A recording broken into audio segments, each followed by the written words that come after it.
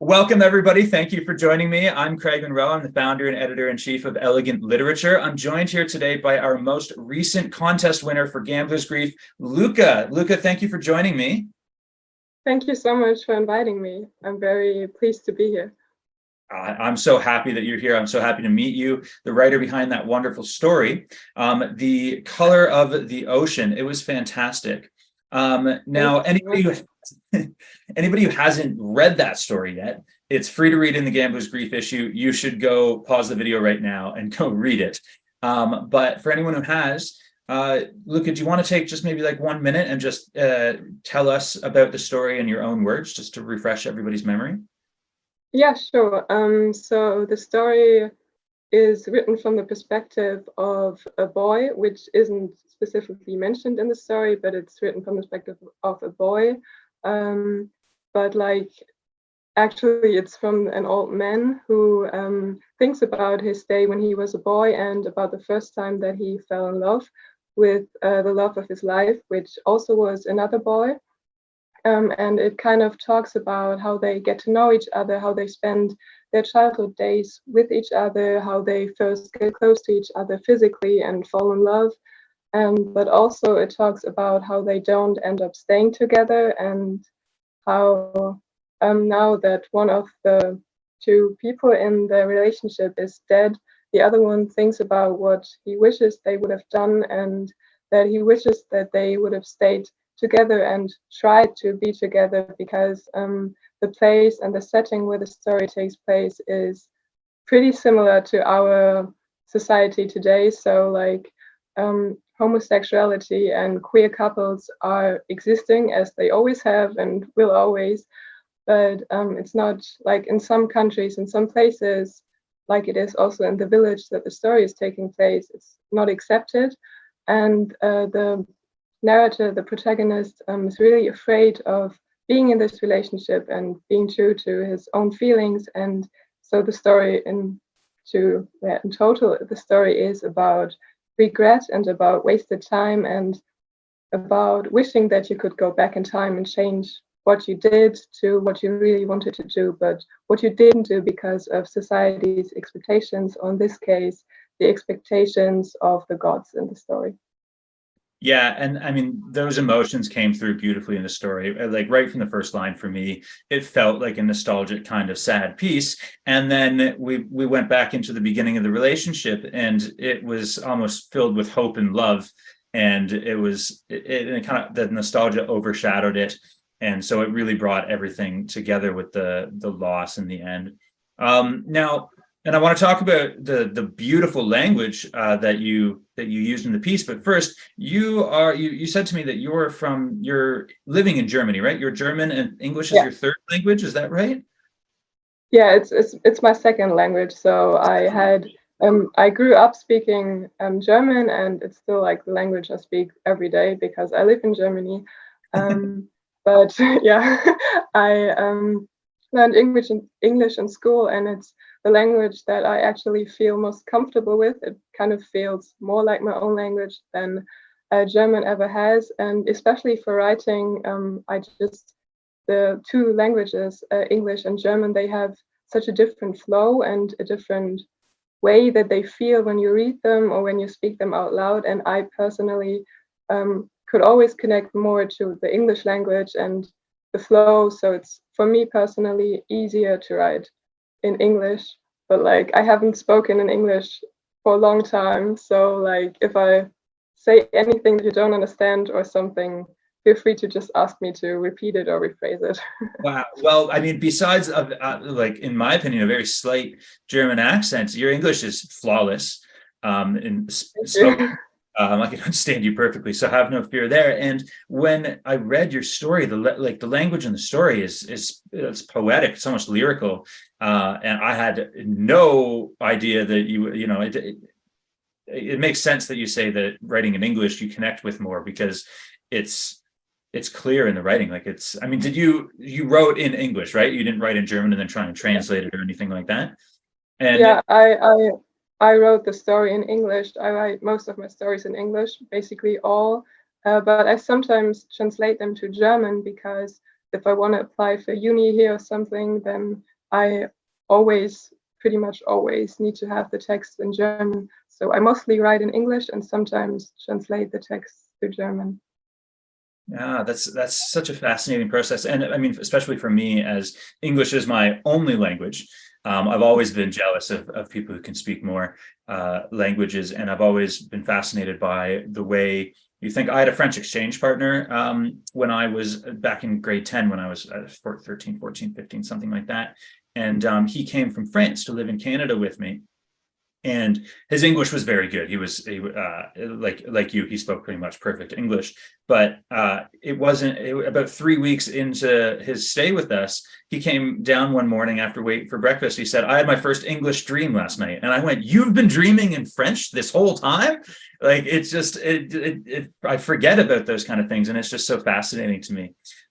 So congratulations, first of all, on how excellently worded the language in the story is. I really loved it. Thank you.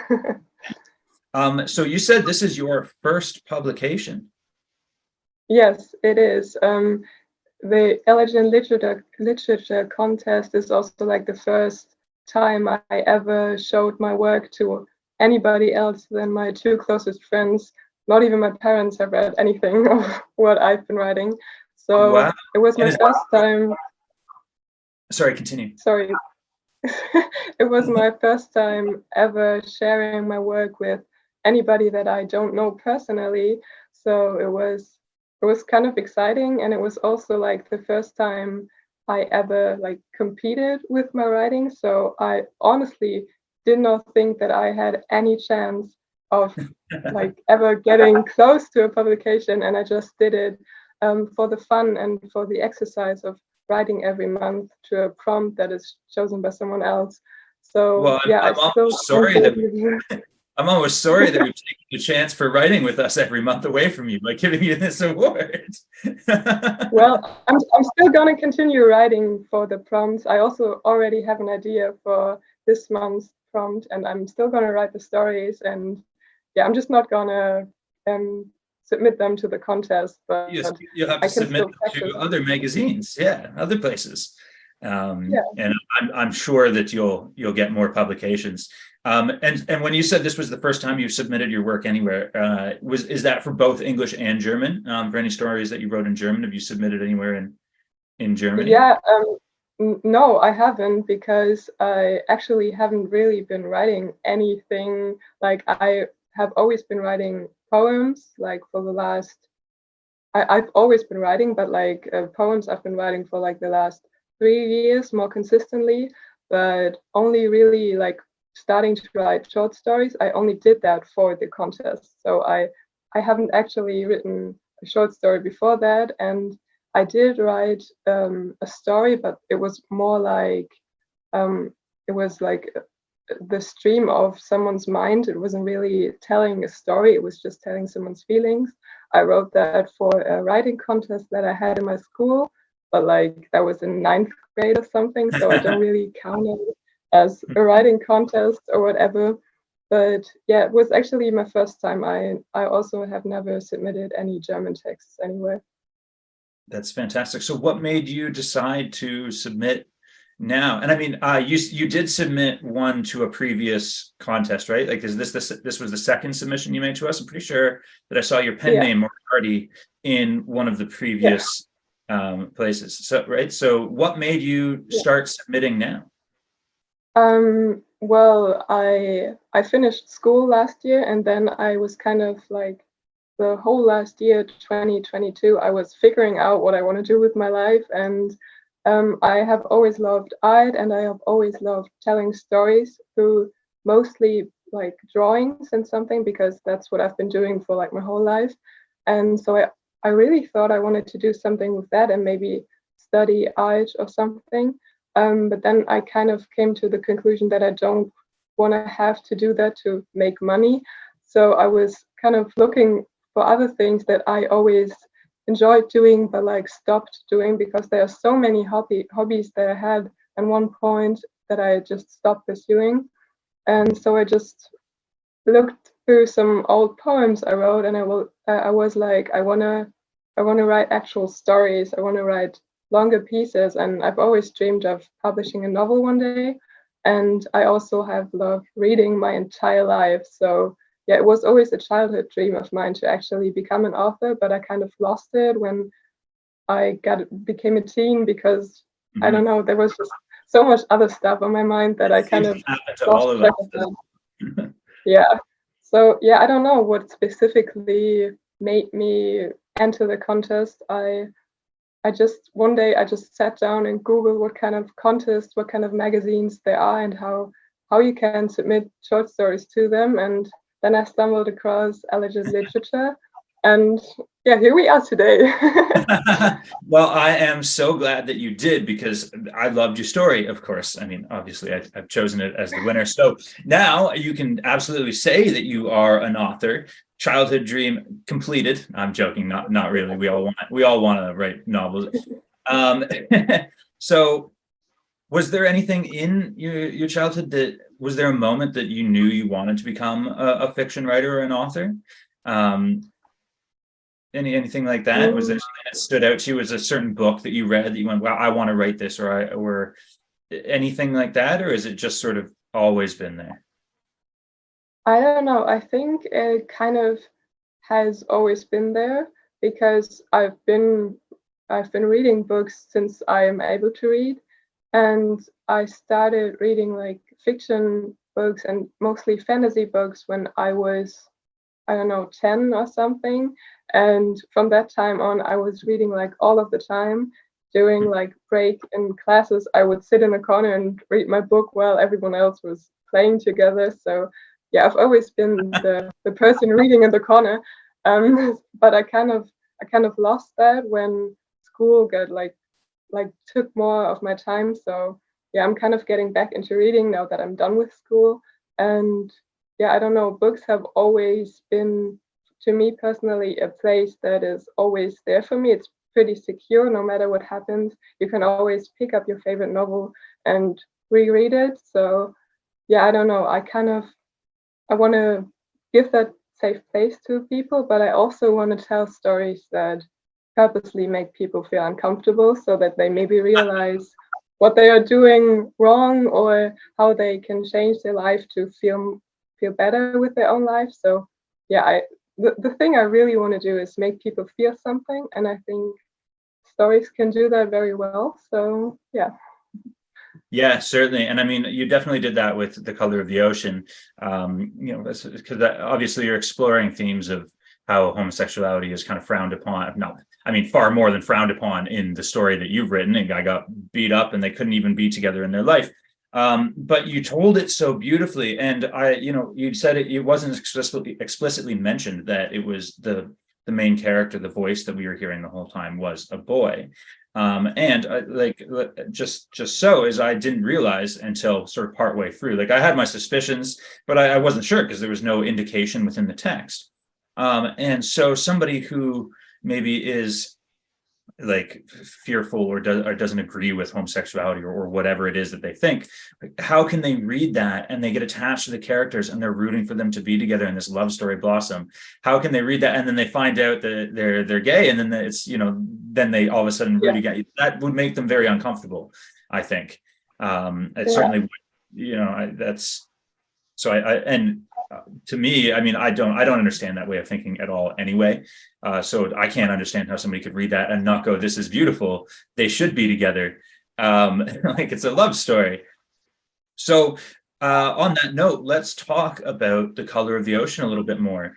Tell me about the moment that you first came up with it. What was your inspiration? Was there did you have a first thought that you had to flesh out, or where did it come from? Where did the story appear? Very interesting question. Well, I thought of the story pretty immediately, or like the topic of the story, which is regret and wasted time, because once I read the prompt, Gambler's Grief, I knew immediately that I didn't want to write about like gambling with money or whatever, that I wanted to write about something that is a little like not that you maybe can't guess the topic when reading the text. Um, And the inspiration for the story, I don't know where exactly it came from, but like the overall topic is inspired by a video I saw somewhere on Instagram, I think. And there was a person in that video, and they said that the worst thing is wasted time. I sadly don't know who said that, but that really stuck out to me because I truly believe that wasted time is the worst thing in the world, compared with regret, because if like you can change everything, but you can't change what happened. And if there are certain things that can't be fixed because they happen in the past and you can't go back, and like the biggest fear I think I have is growing old and then realizing that I regret what I have done and that I maybe wish I did things differently. So that's where like the overall idea for the story came from. But also I think I drew inspiration, especially when creating the characters. Um, the first idea for them was simply I visited England with my parents a few years ago, and we were sitting on an English beach at the shore. And I don't know, the characters are simply inspired by the feeling of an English coast, I think. So I kind of fell in love with that, with like the water, and like, I don't know, I just really love how rough the ocean is, but also it's very tender and soft. So I kind of like, that is what the characters are for me. That's how their relationship works. And it's kind of, like I wanted the whole story to feel like falling in love for the first time on an English coast or something like that. It has a dark twist then at the end, yes, Yeah. but like it also is simply a romance story somehow.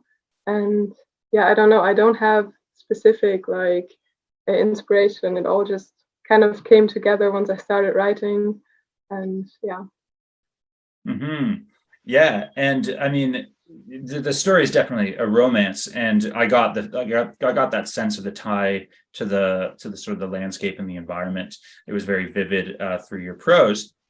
I was wondering, do you see this as sort of a contemporary, not quite contemporary, slightly historical?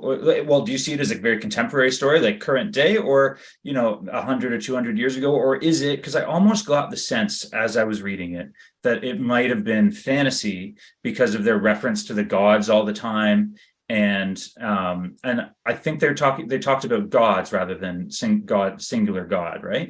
And Yeah. so I wasn't sure if this was sort of an alternate setting, an alternate Earth setting, where gods were real until sort of the end when I was like, well, the gods didn't actually do anything. It was just us being Yeah. awful to each other and living within our societal sort of restrictions. So what do you see where do you place it on that kind of spectrum? Yeah, well, first of all, I'm very I'm very grateful that you mentioned that, and I was kind of surprised but grateful that you even saw that, because I was kind of afraid that it wouldn't get across, like the thing with the gods and that they are actually maybe not even real. I'm very happy that you mentioned that in your judge's comment, because it was actually an intention of mine. So when it comes to the setting and the time, it actually doesn't really matter where it's set. Like, it's a story that could take place anywhere at any time. But what I had in mind is probably like a village that is stated back like on Earth, I don't know, 200 years ago, but probably in a fantasy world, like you said, with the gods, not singular, but multiple gods. But in the end, it truly doesn't matter, because in my mind, the gods don't really exist. So they are just a construct made up by the protagonist and by the society that the protagonist lives in. But in the end, it doesn't really matter whether the gods really exist, because for the protagonist and for the society that he lives in, they do exist, and therefore they are very much real, and the power that they have over the people is real. And what I kind of also want people to realize when reading the story is that gods or a society or individual people only have as much power over you as you give them. So if the society of the story or the protagonist would just stop giving the people power, then they would stop giving the gods power, then they wouldn't have any power, because maybe they exist, maybe they don't exist. It doesn't matter, because it's simply what you make of it, and that is also a very central point of the story. Yeah, and I mean, it made it very tragic. So we got to the end, and there were no wrathful gods changing things or anything like that, because it's heartbreaking to see that the protagonist kind of made these choices that were almost the worst choices they could have made for their own personal happiness, and they just did it to themselves because they were afraid of other people and what people would think. And obviously there was physical fear as well, because he was beaten for even the possibility. Yeah. That's not to be mitigated. That's very real fear. You don't want to be beaten or killed because of who you love. But yeah, it did feel very timeless, and I think that really worked to. I think that really worked well with the language and prose that you used, because it was so poetic, and having it was almost like a little bit lofty because of the poetic nature of the prose. So having those more like having it grounded in 1827 England might not have worked so well with that sort of airy feel to the romance of the story. Does that make sense? Yeah, it does. So you just started writing fiction, short fiction. You said you wrote poetry, and it was recently that you started writing longer things? Yeah, exactly. Like, I don't know, probably at the start of the year. So a few months ago, I started really creating short stories and really like creating characters and thinking of plot lines and everything. So, what is your preferred genre? Have you had the chance to experiment with anything? Do you come into it knowing that you really like romance fantasy stories, or are you still so new that you want to explore all types of writing, or what's your feelings about that right now? Yeah, well, I don't really know that yet, but what I found so far is that I really do like fantasy, but also romance and contemporary things. And what kind of surprised me is that I also really like writing horror stories, because I don't actually read them at all, or I haven't yet. Maybe I should, because I haven't yet. But I recently wrote some horror short stories, and I really really enjoyed that, and I think I really want to dive deeper into that kind of genre. But yeah, I don't know. I think I'm pretty open-minded when it comes to that, and I kind of just want to choose the genre, whatever feels right to the story that I'm writing. So I don't think I want to limit myself to certain genres. Yes, no.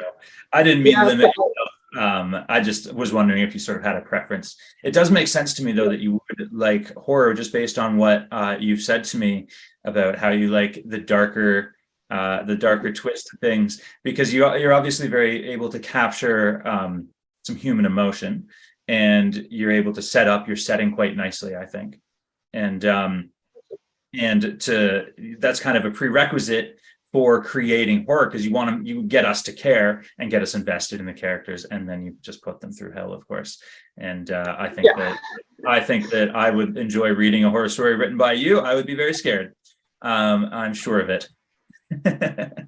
Yeah. So I wanted to ask, you said that this is really the first time that we've really had a chance to talk about this story, and sort of your writing in general. Your parents haven't reread things that you've written, and you've only got a couple friends that you've spoken to about this. Is that right? Yeah, it is. How come? Do you want to share it to your parents, or are you kind of keeping it this sort of smaller hobby while you practice and see how it goes for you? What's your reasoning there? I don't know. I just Awful people who don't want to know anything about your writing. no, they're definitely not awful people, but like when it comes to what they like and what I like, it's kind of different. And because, like you already said, I kind of like all those dark things and everything, and I kind of write a lot of personal texts. And yeah, I don't know, it's just difficult then to show them to people that actually know you, because it kind of like I don't like it when people worry about me because they see my art or read my text, because it's always like, are you okay? So it's kind of How do you hard think of things? because You should, yeah, you should not be okay if you're going to be thinking of this awful, awful thing.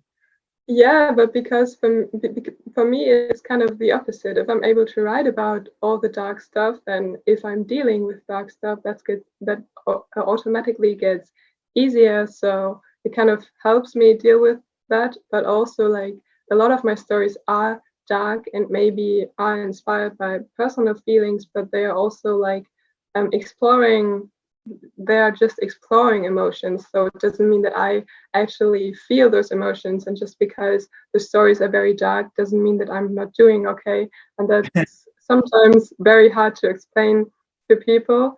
To And yeah, non-writers sometimes don't understand that yeah, that it's yeah. The problem, fiction. You're just yeah, making it up. Like, yeah, and that's the problem. Most of my friends and my parents, they don't make art themselves. They don't write, they don't draw or whatever. And for people who don't like express themselves creatively, it's kind of sometimes kind of hard to understand what is fiction and what is not. mhm. So yeah, it's just kind of hard for me, I think, to share work if it's personal. And yeah, I don't know, because I'm new to this whole thing of sharing my stories with someone. I think maybe I just need a little bit more time. Mm. But my parents now have actually read the story that was published in Elegant Literature. So yeah, they know now that I'm writing. So yeah, I don't know. I think I'm actually pretty fine with people reading my stories, but it's always just if you meet those people personally in life, it's simply something different than knowing that there are a few people online that have read your text but don't actually know you. That's true. And it's also one of those things that gets easier with time. So just like you can be very nervous to go public speaking, right? But if you get up on stage 10, 20, 50 times over the course of a few months, then you'll get used to it. And it won't be so uncomfortable to you because you'll have had that exposure to it.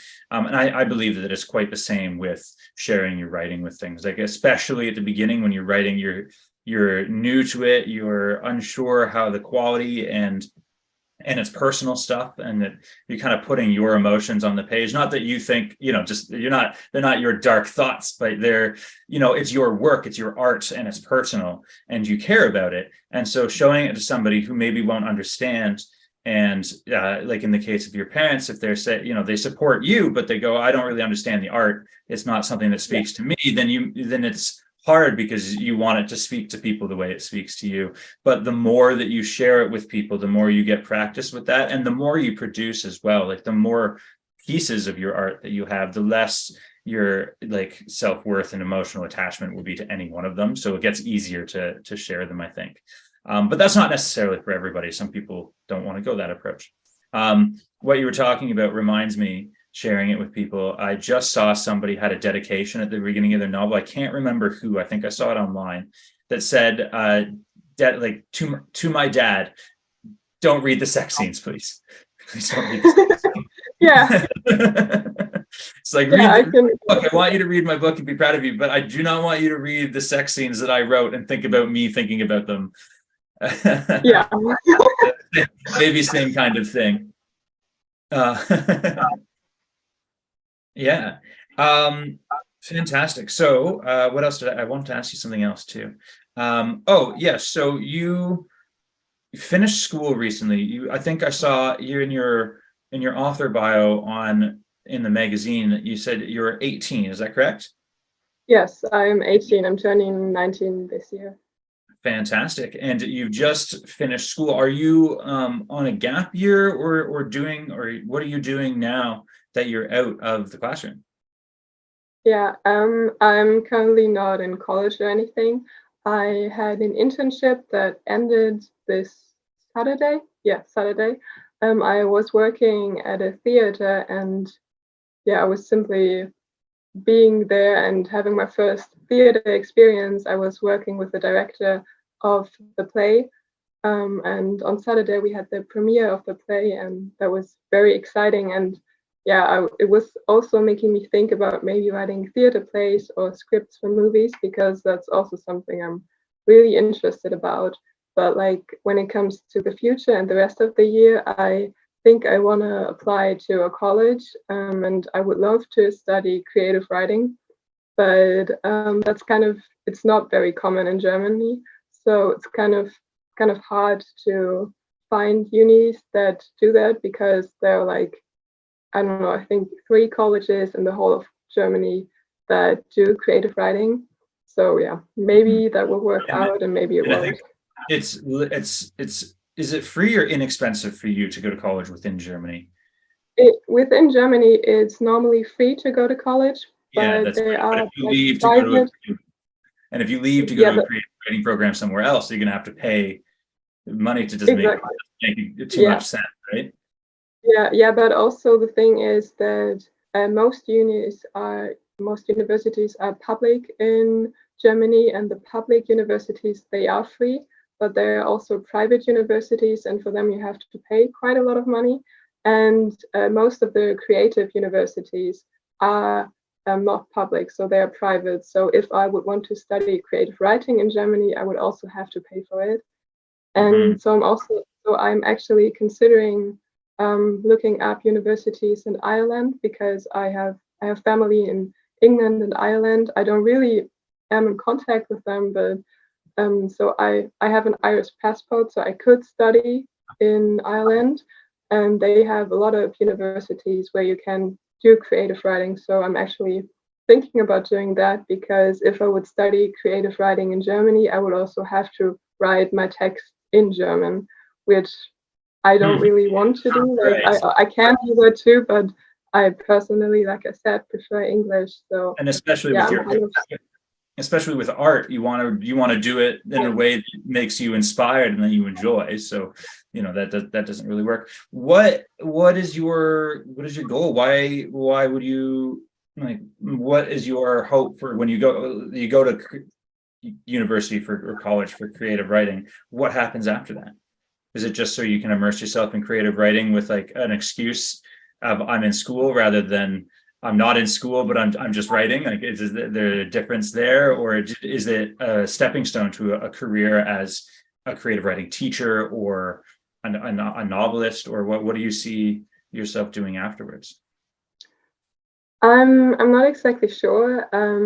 The thing that I would want from a university right now, and from like when I would study creative writing, is simply getting better at writing, and like simply have someone who actually knows what they're doing teach me how to do it, because so far I mostly just went along with what I already can do, and just I was just writing, typing words in my keyboard, but I wasn't really planning ahead. And I think if I would actually want to write a novel that's longer than, say, 2,000 words, then I would need like some education on how to do that. And I would really love to learn how to do that professionally, with the goal of maybe someday being able to live from writing novels or short stories. But I don't know. I don't really know what I want to do. And it's just trying out stuff that I like to do, and writing is definitely something I want to do for the rest of my life, but I'm not sure. Maybe it works out to do it professionally as a job, or maybe it doesn't. I Yeah, don't really sure. know.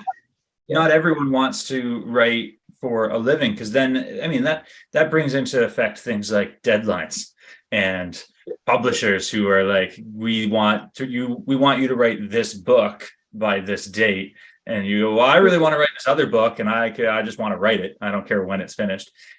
So it is important to consider whether it's actually something you want to do as a career or as a hobby, because you've only just started too. So, and I mean, you've now gotten a piece published, you've won an award. So I think very much that in my opinion, I would like you to do it for a living and as a career, because I'd like to read more of your work. But that may not mean it's the right course of action for you. Do you have interests besides writing? You mentioned art, and I think I saw on your Instagram that it's full of your art, but you don't want to do that for a living, because it's kind of same problem. You'd have to you're Yeah. committed, right? Like Yeah. my partner loves to bake, and she always kind of thought about opening a bakery, except that would mean that she has to bake to a schedule and every day, and she doesn't want to do that.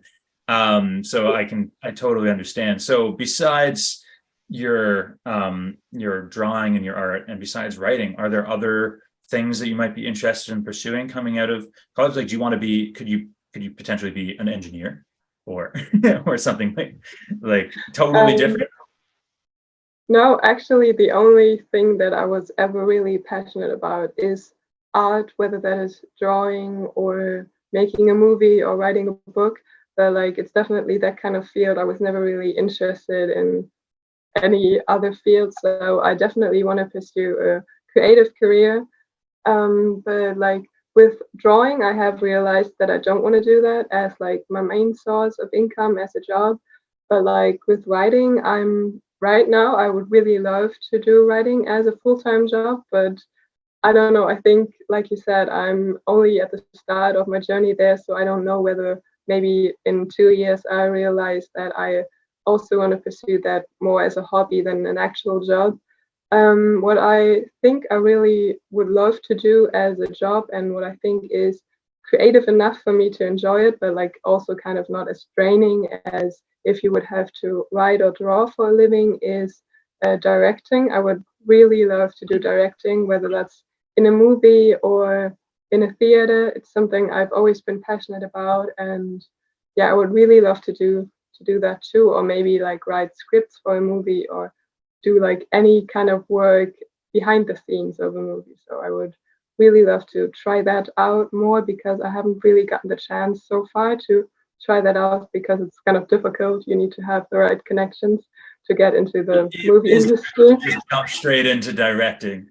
Um, Yeah, if you, I mean, if you're able to, if you were to go to school for it, of course, you probably have to do it as part of a group project or things like that. It is possible to, write stories, right? Turn it into a script, write a script, and get a group of friends together to do very low budget things in which you can try directing to see if you like it. But it's still important to learn first, I think, so that you yeah, have some idea of what you're doing. And I think that, I mean, it's very fortunate that you have these sort of free and low cost options for you for secondary education, college and university, because that can give you some flexibility with what you try without, because for example, here in North America, you'd have to invest thousands and thousands of dollars every year in order to go yeah. to school. And if you're not sure, like that's what I did, is I went to university for my first year, and I didn't even pick an area of study. It's called undeclared. And so I just went and I Mhm. tried a little bit of everything in my first year, and I still didn't know what I wanted to do. But that cost me like $10,000. And the next year I had to pick something. So I did. And then I switched it 3 times and I still didn't like it. And it just didn't work out. And it was a huge kind of, that money could have been used to get coaching or mentors on a sort of a one-to-one basis outside of a school establishment that might have been better for experimenting with different things. Like it might have gone farther. So it's fortunate that you're in a place where you have the potential to do that, or you can go to secondary school without a huge financial risk, I guess. That's what I'm trying to say. Yeah, Hmm. yeah. I'm very grateful that the school system in Germany works that way, and that I have like the opportunity to maybe try multiple things because right now that's why I didn't like immediately after school apply for college, is that I'm just not sure what I want to do in life because I'm so young. Like I could do so many things, and I think I just want to try as many things as possible before I actually commit to something that I would have to do for a few years. Then that's why I'm like doing a lot of internships right now to be able to try as many things practically in a job as I possibly can to then decide what I think I want to pursue as a career. And that's a great plan for sure. And it's important to remember that you can pivot, you can change your career, like especially being so, yeah, it's harder if you're 50 and you need to be planning for retirement to switch careers. But at 18, and even, I switched my career at 28. I've switched it a bunch of times before that because I had no idea what I wanted to do and I wasn't sure. So it's a good idea to experiment. And even if you do decide to go for one and you invest a year or two learning the process of directing, for example, and then decide, well, you know what, I really don't like being on set. Love directing. I don't like having to work with all these people. I'd rather write a book with like a small group sitting in a cafe somewhere. You can just switch potentially. Sometimes it takes some planning, but you're not locked into it. The idea 50 years ago, you'd have to get a career and that was your job for 25 years until you retired. And switching was just unheard of, maybe once in your career. But now you have the opportunity to jump around and try different things. And at any point in time, it's becoming easier and easier to pivot and switch and try something new. So I think we're very fortunate to live in the time we do for that respect, especially as creatives. Definitely, yeah. Yeah. Oh, shoot, there was something else I was going to ask you and now I've forgotten it. Something to do with, oh, I've forgotten. It'll come back to me 20 minutes after we finish the call, I'm sure. So, I know what I wanted to ask you. You used a pen name called Moriartti, right? Am I saying that right? Moriartti. And in your author bio, you said Moriartti is the pen name of Luca. And I'm wondering, why did you choose a pen? Why did you use a pen name? And why Moriartti, first of all? And then what was your decision around going for a pen name and then immediately revealing your secret identity? Yeah. Well, I have always loved pen names. I don't know for what reason, but I've always loved them. And I also kind of like the idea of having someone read a book without really knowing who the author is. Like if someone's actually interested, then they can always find out who I am. But if you're just reading my book for the art and not for the person behind the art, you can do that because I'm not, like, my name isn't written on the piece of art. So I've always used pen names for my art, and Moriartti is just, well, I really like the phrase it's Latin, and it means to die for the art, or to die was an art, and that's kind of like a phrase that I just always found very poetic, and I think it kind of fits like this rather dark and poetic theme of my art in general. And also the name was heavily inspired by the Sherlock Holmes BBC series, where the villain of the story is called Moriartti, for the same reasons, like it's also inspired by the Latin words. And yeah, Moriartti is one of my favorite fictional characters, and I've always loved villains more than the heroes in the stories. So yeah, I think that a good villain is like so much more interesting than a good hero. So yeah, I've always loved villains, and that's why I use the pen name. And I've not been using the pen name for such a long time, but yeah, because I'm always switching pen names and trying to find a name that fits me the most. But I think that I'm gonna stick with that one because I really like it. And yeah, I kind of just find it funny to have a pen name for the art, because when people look up from who the art is, then they don't immediately know from who the art is, and that's kind of mysterious. And yeah, I've always liked that. Mm-hmm. Those are great reasonings for it. What are some of your other pen names that you've used, if you don't mind me asking? It's a good question. Well, for writing, I haven't used other pen names. It's always been Moriartti for that because I haven't been doing that for such a long time. But for my art in general, I have used the pen name Luftballon, which it's basically meant, like, it means the air balloons. Like, I don't know the English word for it. It's Luftballon. Hot air. Yeah, but no, like the small ones that you have in your hand on a string that like fly in the air. I don't know what I think. Helium balloons. Yeah, exactly. Yeah, helium balloons. And well, I don't know. I actually don't know where that came from. I chose that when I was like, I don't know, 11 and making my first Instagram account. Then I choose that word. It's inspired by the German word for helium balloons, which is Luftballon, which means air balloon when you translate it word to word. And yeah, because I always like those things that just flow in the air and you have them in your hand, and I like those as a kid. So yeah, that was my first pen name. But Luca is also kind of a pen name. It's my real name, but it's not my first name. So I have two Ah, last names. And like the people in real life, they don't know me as Luca, or at least most people don't. oh, So that's also kind of a pen name. It is legally my real well, name, but I it's too have, late for me. I've just attached Luca to you. Now I know you in real life as yeah, Luca. Don't no, because like even tell when don't I even tell me your first name. I don't want I want to say keep it with Luca now. yeah, no, because I honestly I've always liked Luca more because like I said, it is my real name, but it's not the name that people normally call me by, because in Germany you aren't allowed to name a girl Luca as the only first name. You need to have another first name that is strictly feminine in front of that. So I Of have course, the rules. another name, yeah.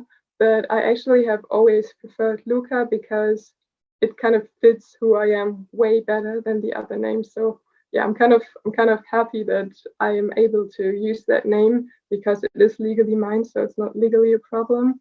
And I've been introducing my people to I've sorry, I've been introducing myself to people with the name Luca for the last, I don't know, 3 years, but everybody that I've met before that doesn't really know me as Luca. So it's kind of also a pen name. Yeah. I was wondering if you were going to be transitioning over to that use of that name. So is it you? So do a lot of people call you Luca now, and a lot of people call you your first name? And what happens when they mix? Does everybody get confused? You throw Yeah, a birthday people, party, and everybody's like, Who are we here for? Am I at the wrong house?" yeah, yeah, like it's kind of funny. It happened a few times, like the last month, that I had some friends over and half of them knew me as Luca and half of them knew me with the other name. So it was kind of confusing, but most people know that I have both of those names, and some people like sometimes call me that name and sometimes call me the other name. So most of them, like if I always explain it to them when I first meet them, so most people know that I use two names. And because I'm trying to use Luca more often as and like all the time when I introduce myself to new people, it's kind of like the majority of people know that I prefer Lucas, so they also start calling me Lucas. So it gets less and less confusing when people meet each other, but it still happens that I meet people and one person calls me this name and the other person calls me the other name, and everyone is just like, who are we talking about?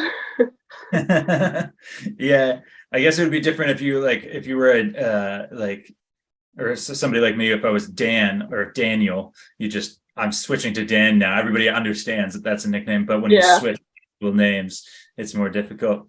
Um, yeah. Oh, geez. I had another thing I wanted to ask you, and I've lost it again. I was going to write it down, but then I got distracted by what you were saying, and I and I lost it.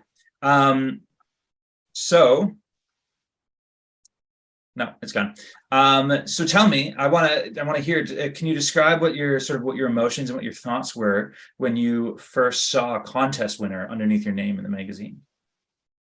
Um, well, it was definitely very surreal, and at first I was like, is this really happening? Because it was pretty late at night because of like the time zone differences. When the magazine came out, it was like in the middle of the night. I was sitting in my room, everything was dark, and it kind of felt very surreal. And I was extremely happy, but like also kind of skeptic because I was like, this can't be happening.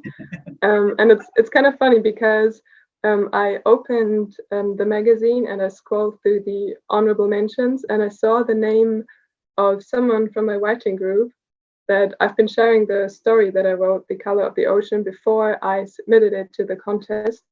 And she read the story and gave me like feedback mostly on the language because there were some spelling mistakes and grammar mistakes.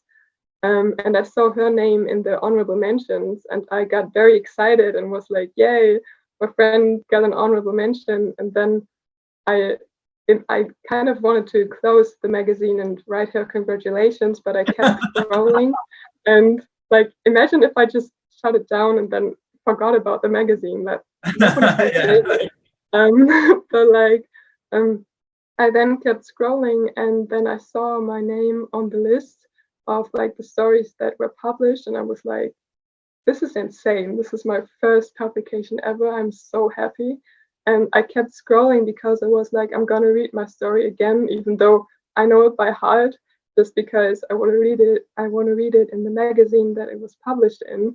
And then I kept scrolling and saw the title, and then underneath the title it said contest winner, and I was like, what is happening? And yeah, it took me a moment to realize that that's real, and I was extremely happy. And yeah, it was an incredible feeling, definitely.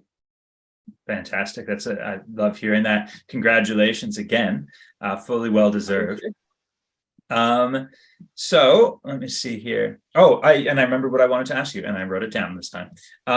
Yes. You said you said earlier that you haven't really been sharing your writing with many people. Like your parents have now just read your story because it was published in the magazine.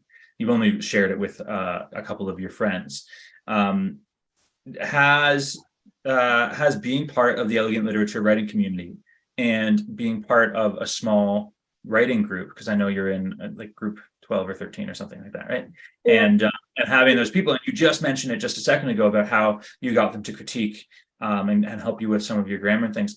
How has that been for you? Has it been easier to share because it's more strangers online, although you're probably becoming friends now? Is it easier to do there? And do you think that you'll eventually be able to share it with your friends? Do you think a writing group in person would benefit you? What are your thoughts around that?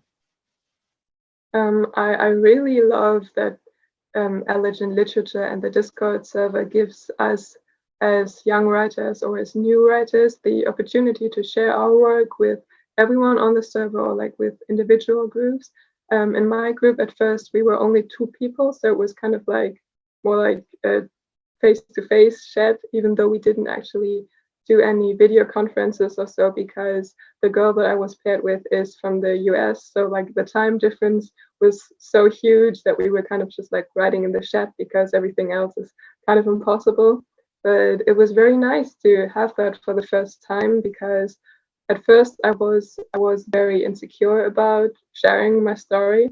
But like now that I've shared multiple stories with her and have also read some of her stories, it gets easier and easier, and it has helped me so immensely, because if I write a story then like the story makes sense in my head, but I'm never able to tell if it actually makes sense when someone else who doesn't know what I'm trying to say, if they're actually understanding what I'm saying. And when getting that feedback from her, I was able to, like, for the first time, actually see that what I write makes sense to other people and that they actually like what I'm writing. So, like, that was extremely helpful. And it also made me realize, which I find kind of funny and also like very educational, and which impacted me quite a lot, is that I shared a short story with her in the group quite a while ago. And well, quite a while ago, like 2 months ago. It's not that long ago.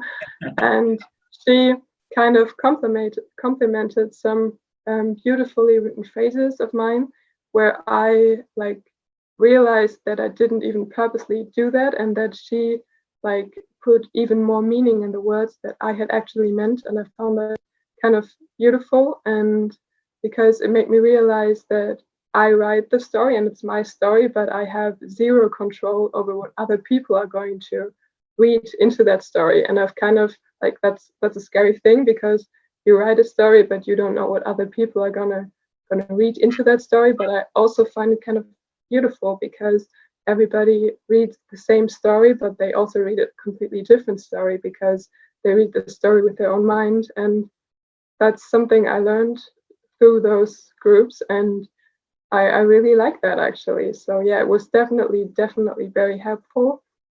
And Mhm. yeah, I think I'm gonna try to share my stories with more people personally, and I would love to like also have a face-to-face group where everyone is just sitting together in a cafe and reading each other's stories. That sounds kind of beautiful.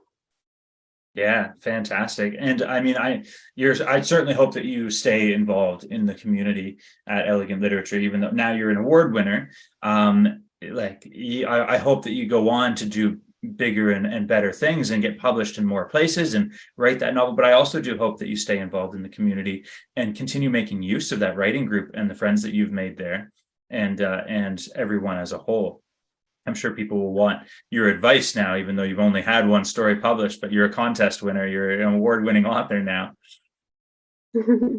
Yeah, I'm definitely planning on sticking around because I've come to really love the community, and especially how different everyone is, and that everyone has like a different field of expertise and everybody's writing completely different stories. And I've really enjoyed that the last couple of months. So I'm definitely going to stick around for quite a while. Fantastic. Now let's see. So are you working on anything longer at the moment? You said you want to write novels, but you're still, you've only just started writing short stories and you're still experimenting. And you talked about how you'd like to go, to get to school for creative writing so that you can get somebody who knows what they're talking about to help teach you and show you the way to do these longer projects well. But have you started a longer project anyway? Are you working on anything longer? Do you have something in mind that you want to do? I actually have an idea for a novel that I want to write, like a rather short novel, but still like more than, I don't know, 2,000 words. But I actually haven't started on that. Like, it's inspired by the short story that I submitted for the April contest. Because like I really like the characters that I created for the story, and I think that they have more to tell. So I really want to write a shorter novel with those characters, but I haven't really started on that. The project that I'm currently working on is a short story collection, like a collection of short stories and poems, all like to one topic. And that's what I'm currently working on. But no, like I haven't started writing or planning any longer projects because I'm still really struggling with that. But it's definitely something I want to start doing this year, but I haven't yet. Mm-hmm. And as somebody who's just finished their schooling and kind of is in this transition period where you have time off before you decide what you want to do, whether it's go to post-secondary school, college, or just go into sort of a small group program somewhere to learn writing, because there are so many options for what to do, that in my opinion, I think some of them might even be better than college. I don't necessarily, I won't recommend them on recording or anything like that, but we can talk afterwards if you want, because I think that there's lots out there that might be a better use of time and a better use of money than college. But that's not necessarily true for everyone, and that actually has nothing to do with my question, really. My question was, with this time that you have off, that you're obviously dedicating to some art and to some experimentation, what is your writing process like? Like, how often do you write? How much time do you have? Do you have a schedule, or is it sort of just free form? How are you going about the process? So the last 2 months, I didn't really have time to write much because I was at the internship at the theater where I was pretty much working full time. So that was not much time to write. But for the next like 2 months, I pretty much have nothing big planned. So I really do plan on spending a lot of time on writing. But I'm currently kind of struggling with writing consistently and writing every day because for me it kind of like comes in waves when creativity hits me, and then I'm writing for like a few hours, mostly at the later time of the day.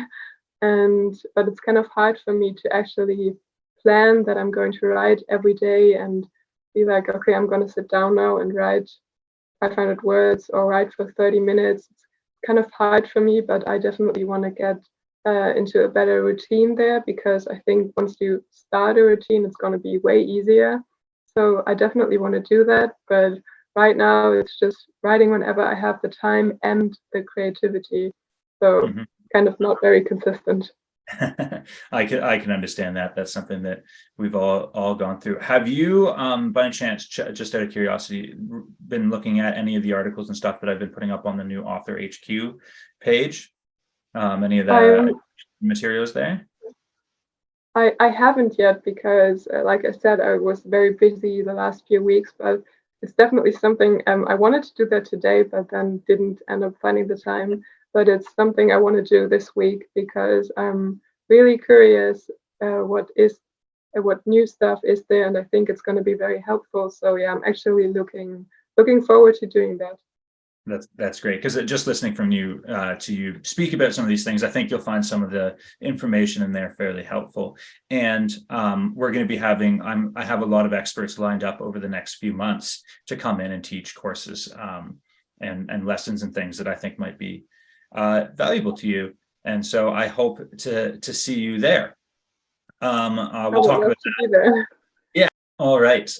Well, I think that's all the questions that I have for you, Luca. Thank you for joining me. Thank you so much for writing an absolutely fantastic story, The Color of the Ocean. I loved it. I'm so happy that you found elegant literature and had the courage and made the decision to submit to us, because I'm just so thankful to have published such a great piece of work. Thank you. Thank you so much for the conversation, and thank you so much for having me. I had a really great time, and I'm definitely going to continue writing and continue reading elegant literature. Oh, that's fantastic.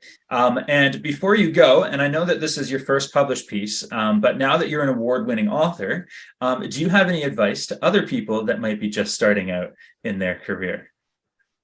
Yeah, absolutely. I'm not sure you should listen to my advice because I'm very young and just getting started. But the advice that I would give is pretty fitting to the piece I wrote. Just do it, and like don't the worst thing that you can do is regret not doing it. And if you are scared of failing, then always remember that if you try, then there is a chance you're gonna fail. But if you don't try, then you're definitely going to fail. So you have nothing to lose when trying. So my advice to everyone would just be to just do it. Whatever it is that you want to do, whatever it is Not sponsored that you by love to do, just do it. Fantastic. That's timeless, excellent advice. So one last time, congratulations on winning the $3,000 award. You are now an award-winning author. And I'm so happy to have had the chance to publish you. And I'm really looking forward to reading more things that you write. Thank you. Fantastic. All right. Well, I hope you have a wonderful day, and we'll see you later. You too. Bye.